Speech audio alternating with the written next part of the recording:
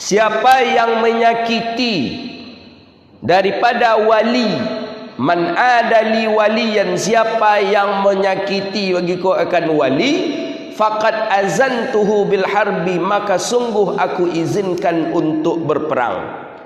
Maksudnya bagaimana ini? Wali-wali Allah, wali-wali Allah tu memang ada. Menurut akidah kita ahli sunnah wal jamaah. Menurut Wahabi Salafi tidak ada, tapi menurut kita ada. Wali-wali Allah tu ada. Maka boleh kita buka sekali-sekali kitab karangan Imam Muhyiddin Ibn Arabi. Ada. Wali-wali Allah tu ada. Orang-orang yang Allah khususkan daripada mendapatkan mahabbah kasih sayang daripada Allah. Ada para wali Allah. Memang wali-wali Allah ini bukan orang sembarangan.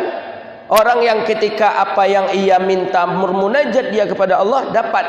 Ketika dia marah, para malaikat pun ikut marah. Maka hati-hati kita jangan sampai terhina daripada wali-wali Allah. Kadang bentuknya biasa saja tapi ibadahnya, kadang penampilan dia biasa saja tapi mengamalkan sunnahnya luar biasa. Itu daripada wali-wali Allah.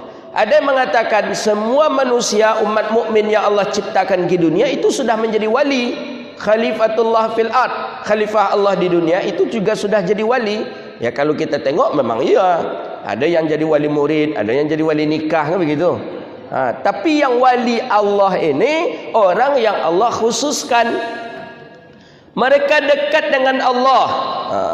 Dengan apa mereka dekat dengan Allah? Dengan mengerjakan suruhan Allah, dengan menjauhi larangan Allah. Maka para wali Allah itu orang-orang yang selalu dekat dengan Allah. Maka tidak ada wali-wali Allah itu bergelimang dengan yang haram, tidak. Wali Allah dengan mengkonsumsi khamar, tidak. Dengan memakan makanan yang haram, tidak. Cuma dulunya pernah mereka melakukan itu, kemudian dia taubat. Apakah dia bisa diangkat oleh Allah menjadi seorang wali? Bisa. Banyak kisahnya kita baca. Banyak sejarah kita baca. Dulu ahli maksiat, tak ada maksiat yang tak dia lakukan dahulu kala. Tapi karena dia mendapatkan satu mahabbah, satu kasih sayang daripada Allah, Allah angkatlah darjatnya menjadi seorang wali Allah. Dia tinggalkan itu lagi. Jadi kalau masih ada seorang wali tapi minum khamar, itu bukan wali Allah, wali syaitan itu. Kalau ada seorang wali melakukan zina, na'udzubillah, itu bukan wali Allah, wali syaitan. Tapi adakah wali Allah? Ada. Menurut kita ahlus sunnati wal jamaah, wali Allah itu ada. Orang yang dia dekat dengan Allah, mengerjakan seluruh perintah Allah, menjauhi semua larangan Allah, itu wali. Jadi kalau orang-orang Salafi mengatakan wali ini dengan dengan syaitan, kata dia, dengan iblis tu, dengan jin tu jauh beda-beda tipis, kata dia. Wali itu kalau hujan dia tak basah. Iblis pun pernah bisa seperti itu, kata dia. Jadi seolah-olah menyamakan dia wali Allah dengan iblis. Tidak. Wali Allah itu Allah beri itu suatu karamah, itu tanda Allah sayang kepadanya. Kadang orang tu datang membawa kuda, ya, memasangkan kakang kuda tu susah. Seorang ulama tadi dia panggil saja kuda tu dari jauh. Datang kuda tadi, langsung beliau pasangkan. Ini suatu mahabbah, kasih sayang yang Allah berikan, itulah yang bernama karamah. Itu dia. Hari ini masih ada para wali-wali Allah, ada, masih ada. Masih ada. Ada yang wali itu wali majdzub, ada yang dia tak nampak tapi kedudukannya sudah menjadi seorang wali min auliya'illahis salihin. Jadi dalam pandangan kita ahlu sunnah wal jamaah, seorang wali ada, wali Allah itu ada. Maka oleh karena itu jangan sampai menyinggung hati para wali Allah. Jangan sampai menyinggungnya, jangan sampai menyakitinya. Kalau dia tersinggung, kalau dia tersakiti, maka Allah pun mengizinkan untuk perang. Maksudnya Allah marah kepada kita, Allah benci kepada kita. Wa ma taqarraba ilayya 'abdin. Ingat kita kisahnya Imam Nawawi itu. Imam Nawawi ketika berhadapan dengan penguasa. Penguasa itu ada mengatakan penguasa zalim, ada tidak. Cuma karena lapar saja. Karena lapar daripada penduduk ketika itu, penduduk Syria lapar. banyak yang mati kelaparan, tak ada yang akan dimakan, miskin merajalela, tidak ada nafkah, tidak ada harta.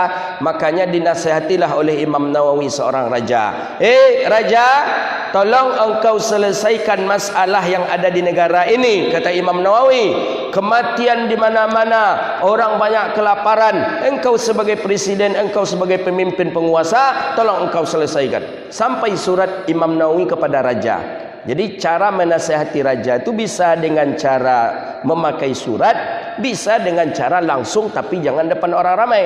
Tarik dia penguasa tadi, siapa? Oh, gubernur, wali kota, bupati. Panggil dia, sampaikan, nasihati. Terima tak terima urusan belakang, tapi tugas kita sebagai seorang ulama sampaikan. Makanya dalam hadis itu, dalam kitab Jami'us Shaghir itu, jihad yang paling besar adalah mengucapkan kalimat yang hak, mengucapkan kalimat yang benar kepada penguasa yang zalim. Itu jihadnya besar itu.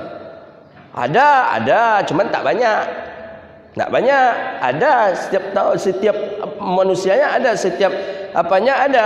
Dulu ada dikenal dengan Salahuddin Al-Ayyubi, ada dulu Nuruddin Zanki, ada setelah itu ada Syekh Hasan Al-Banna, setelah itu banyak ada ulama-ulama. Di kita ada juga di antaranya Habib Rizik. Mengatakan kalimat yang hak berat itu, mengucapkan kalimat yang hak kepada seorang sultan, kepada pemimpin itu berat, tapi itu adalah bagian daripada jihad. Sanggup nak kita mengucapkannya? Ketika sanggup, kita mendapatkan pahala daripada pahala jihad. Kini kau banyak tak sanggup.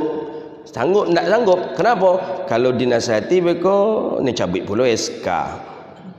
Tu kurang pula piti masuk. Indak beko disabut, awak makan hati. Jadi apa caranya? Itulah, jangan terikat dengan mereka. Maka kajian kami malam tadi di An-Nur, kitab Bidayatul Hidayah, salah satu daripada ulama yang paling buruk dalam pandangan Imam Ghazali adalah ulama yang selalu keluar masuk rumah penguasa. Setiap saat masuk ke rumah penguasa. Dia ulama. Dia seorang ulama, hal Quran di dadanya, hadis di dadanya, tapi keluar masuk ke rumah penguasa. Beko nampak jo buya tu situ lah. Beko nampak je buya tu lah. Besok buya tu je baru keluar masuk rumah penguasa. Itu ulama daripada ulama yang jahat. Boleh mendatangi dia, kata Imam Ghazali, kalau ada kepentingan hajat, dan hajat tu mesti hajat syariat.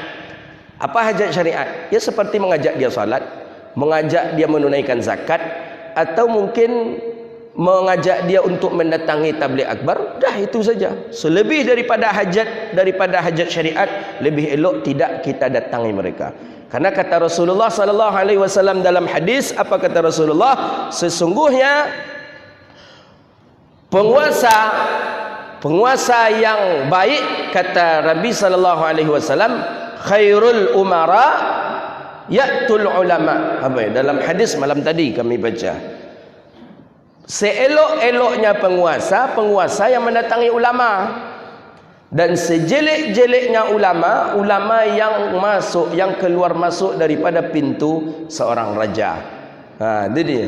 Jadi kalimat yang paling hak, jihad yang besar, mengucapkan kalimat yang hak kepada para penguasa. Jadi kalau tak ada kepentingan lah rasanya untuk bab-bab syariat, tak usah kita masuk. Tapi kalau ada kepentingan syariat, datangi, tapi sebatas itu, setelah itu balik. Jangan sampai main idu-idu tangan ninyo pula, kau sampai mencium-cium tangan ninyo pula.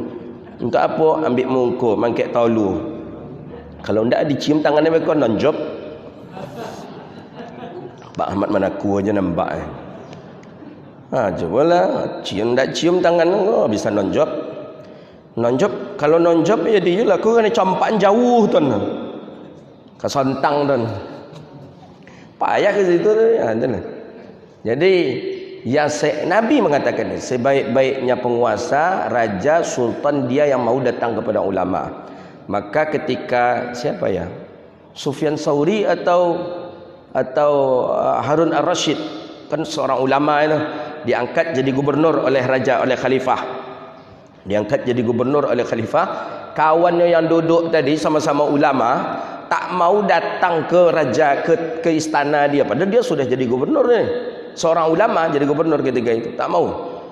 Jadi dikirimlah surat oleh gubernur ini, seorang ulama teman dia, sama-sama ulama besar, Sufyan Tsauri dengan siapa? Rashid atau siapa? Saya pun lupa saya.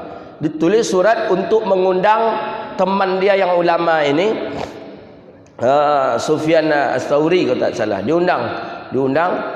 Nampak itu murid mengantarkan undangan dari mana? Dari sultan, dari gubernur.